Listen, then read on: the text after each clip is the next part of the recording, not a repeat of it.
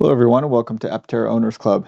In this video I want to talk a little bit about off-roading. One of the reasons I am really excited about the Aptera is I want to take it sort of off-roading, not real off-roading, but there's a lot of like Forest Service roads around where I live and a lot of dirt roads that are a little bit difficult to access in like a regular car. I've seen Civics and Corollas and stuff do it, but it's a little sketchy. The ground clearance isn't great on those cars. But they're Forest Service roads, and I think it'd be so cool to go camping. This obviously is not off-roading. This is definitely the hills around La Jolla, California. But there's an off-road option for the Aptera, and this is not an actual picture. This is just a render, and we don't know really what the off-road Aptera is going to look like. All they say in their website is that it's going to have stronger wheel pants and little bit more ground clearance. They said probably 2 to 3 more inches of ground clearance. So what we know about the current Aptera, the regular Aptera, is that this ground clearance for the wheel pants is going to be 5 inches and probably about 9 inches to the belly pan from the ground. And people are speculating that maybe it'll be like 7, 8 inches here and, 10, 11 inches at the belly of to the bottom of the belly pan. So I did not opt for the off-road option because I'm not going to plan on taking it off-road too much. And I want the car to be as efficient as possible, and just having the car lifted up and having a little bit more of the wheel exposed is going to hurt the efficiency on the road of the vehicle. And I was kind of thinking that if I were to take it off-road, I would just remove the wheel pants and kind of run it sort of like this, just run the wheel pants off. Like I would lose some efficiency getting to the dirt roads, but once I got there, I'm not going to be going fast enough that the pants really matter. And then the rear part, it looks like the part of the wheel pants are molded to the bottom of the body. So I'm hoping that like you can remove this black part at least without having to remove this stuff, which I think is that's how it's going to work, because you have to be able to remove this wheel somehow. So they're going to need to make this part removable without removing the entire underbelly of the thing. So anyway, I was thinking I would run it something like this. So I was wondering what you guys think about how capable the Aptera is going to be as an off-road vehicle. I think it'll be kind of okay. The roads that I'm thinking about taking it on kind of look like this. This is like a Forest Service road. Here's the other issue is most of these dirt roads have sort of ruts on either side because this is where the wheels go. And the center is a little higher and rougher. But with an Aptera, obviously the center back wheel is going to have to run through this area. I'm not really worried because, having traveled to like Indonesia and Africa, people drive like pretty crappy roads like this in things like Suzuki Swifts and other tiny little cars, and they somehow make it work. It's pretty impressive. They're really good drivers, and they can drive roads that look way worse than this in what we would consider like economy subcompact cars. So I suspect that this will be pretty good. And what made me think of it was I found this old video of the old Aptera 2G with a gas engine, and this is run by a channel that's called Steve Fambro. Now I don't know if this is actually Steve Fambro, but it's on his YouTube channel. So this is the first iteration of the Aptera going up this little dirt road pretty easily.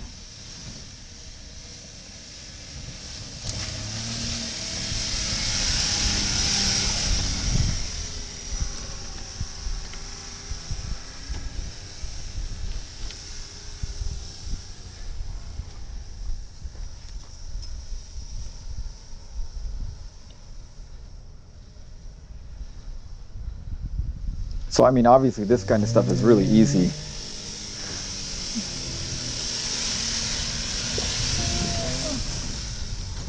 It's a pretty smooth dirt road.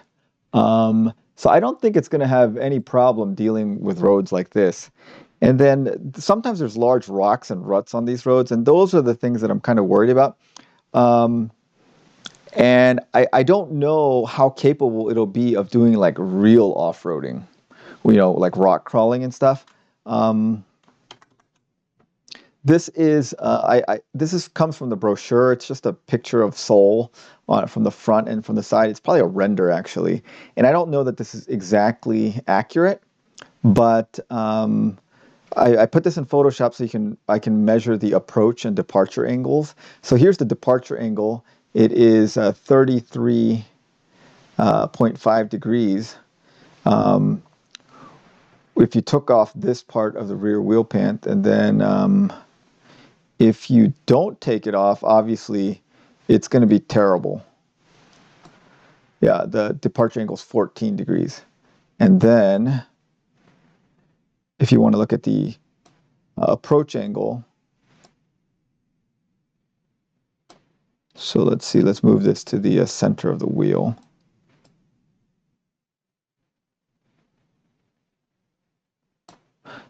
And then here.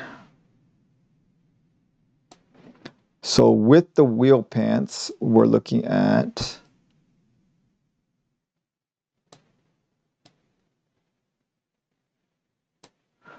about 14 degrees. And then if you took off the wheel pants to the front bumper, see, it really helps that the cone of it is angled up. And that is 29.1 degrees. So about 30 degrees approach and departure angle. The break-even point, so you don't high center, the lowest part of the Aptera is right here behind the front wheel. It's not here. So I think high centering will be more likely this way, because this is the lowest part right here. I think high centering in the middle of the wheelbase is going to be less of a problem. And then depending on whether you could take this off, this part right here might hit. The other option is to get the regular Aptera that I'm thinking about, and maybe they will sell me the off-road wheel pants, and I can switch out the off-road wheel pants to it. Because what I want to do is this, and I don't need like serious approach angles to do this kind of stuff. And the last thing I was thinking about is, I think here's kind of a cutaway view, and this is a render obviously, so this is not final, but it does look like there's a little bit of room at the front bulkhead here that you could install a winch here, and the winch could be hidden behind the nose. I'm not sure, but I think you could definitely, I think there's enough space here that you could put a winch in here, and then when you go off-road, if you need the winch, you could just take the nose off, use the winch, and then put the nose back on. But yeah, tell me what you guys think. Did you guys get the off-road option? I think I'm not going to, and I'm hoping that I can either buy extra wheel pants and modify them to be a little higher, or just take them off and run them like this. Or if you did get the off-roading, like how serious of an off-road vehicle do you think the Aptera could be? It is very light, which I think helps us. It's under 2,000 pounds for most of the battery pack options, and this two-wheel drive Aptera from long ago, powered by a pretty weak gas motor, had no problem going up that relatively smooth dirt road.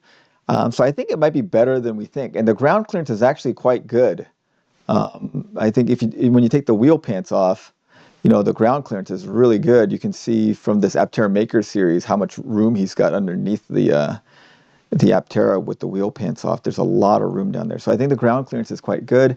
So I'm very hopeful that I'll be at least able to do roads like this, and probably would be even able to do roads like this. But the real rock crawling like I see people doing in like Moab, I'm not real sure that it's great for it.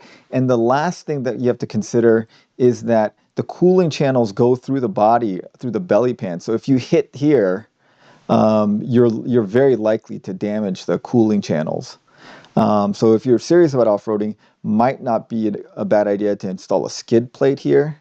And I don't know how difficult it would be to either repair these cooling channels or replace the body, the belly pan, to get new cooling channels in there, because that is where the cooling runs through. The cooling runs through here. Okay, well, tell me what you guys think. Did you guys get the off-road option? And if so, how serious of an off-road vehicle do you think the Aptera is going to be? Obviously, this is all speculation. Um, with the wheel pants off, the approach angles are about 30 degrees, which is pretty darn good. I don't think there's too many vehicles with better approach angles than that, approach and departure angles, but those are good. And I think the ground clearance is quite good. So I think the things that we have going for it are approach angles and departure angles are good. Ground clearance is quite good, and it's very light and should have a ton of torque. Especially, I definitely got the all-wheel drive version. I just didn't get the off-road version. All right, well, thanks for watching, guys.